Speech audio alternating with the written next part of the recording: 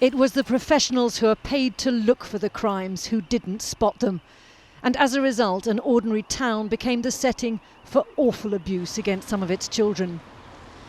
9 men have now been jailed for those offences, but this report makes it clear that some of their victims asked for help and were ignored. If there are issues to be dealt with, which clearly the report states that there are, then we'll do that and we'll move forward. So people may be at risk of losing their jobs as a result of this? Well, clearly any investigation about these types of issues could result in that. The sexual abuse often began with on-street grooming and lasted a number of years. It took place right under the noses of social services and the police.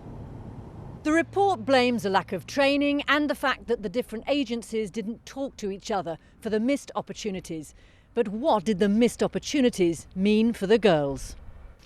Susie, not her real name, was one of the victims. When she went for help, no action was taken and her abusers continued to harm her.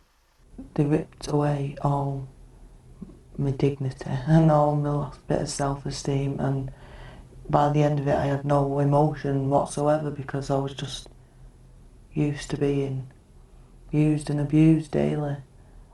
Parents like this father watched helplessly, their pleas often ignored. We had social services come out to us when I asked them to, and I asked them for help at that time. And basically they said that my daughter was old enough to be running her own life. And how old was she? About 14. That's my daughter there. Other parents contacted the police as well, but the report says they too missed opportunities. This mother was so desperate she placed her daughter in care to try to protect her. I knew what was happening to my daughter wasn't right, but as a parent, when you do go down the correct channels that you think is correct, air the concerns and no one does anything about it, what are you supposed to do as a parent next? I didn't know what else to do. Rochdale Council says it's learnt lessons from its past mistakes.